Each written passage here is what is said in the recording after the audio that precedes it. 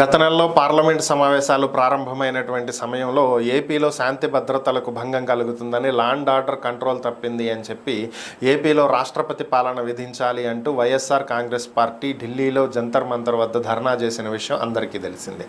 దీనికి ఇండియా కూటమి తరపున ఉన్నటువంటి పలు పార్టీలు కూడా హాజరవటం, మద్దతు తెలపటం కూడా జరిగింది.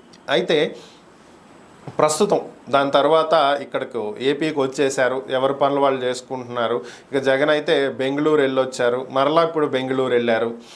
సో మొన్న జరిగినటువంటి ఘటనలు ఒకసారి పరిశీలించినట్లయితే నంద్యాలలో వైఎస్ఆర్ కాంగ్రెస్ పార్టీ ముఖ్య అనుచరుడు, అలానే వైఎస్ఆర్ కాంగ్రెస్ పార్టీ నాయకుడు, కార్యకర్త అతని హత్య జరగటం, అలానే జగ్గయ్యపేటలో, ఎన్టీఆర్ జిల్లా జగ్గయ్యపేటలో జరిగినటువంటి దాడి ఘటనలు, వీటికి సంబంధించి వైసీపీ అధినేత జగన్ మరొకసారి స్పందించడం జరిగింది. గత నెలలో ధర్నా చేశామని, రాష్ట్రపతి పాలన విధించాలని కోరామని, అలానే ఏపీలో శాంతి భద్రతలకు విఘాతం కలుగుతుందని, అధికారంలో ఉన్నటువంటి కూటమి ప్రభుత్వం కక్ష సాధింపు చర్యలకు పాల్పడుతుందని, ప్రతిపక్షాల మీద దాడికి ప్రయత్నిస్తుందని, తమకు ఓటు వేయనటువంటి వారిని హింసించేటువంటి కార్యక్రమాలు చేపడుతుంది అని చెప్పి ఆయన మరొకసారి ఉద్ఘాటించడం జరిగింది. పరిస్థితుల్లో ఎటువంటి మార్పు రాలేదని, తాము ధర్నా నిర్వహించి దేశం దృష్టికి ఈ అంశాన్ని తీసుకువెళ్ళినా సరే ప్రభుత్వం తీరులో అయితే మార్పు రాలేదని, ప్రస్తుతం ప్రభుత్వం ఎటువంటి పథకాలను కూడా అమలు చేసేటువంటి పరిస్థితుల్లో లేదని, వారు ఎన్నికల్లో ఇచ్చినటువంటి హామీలను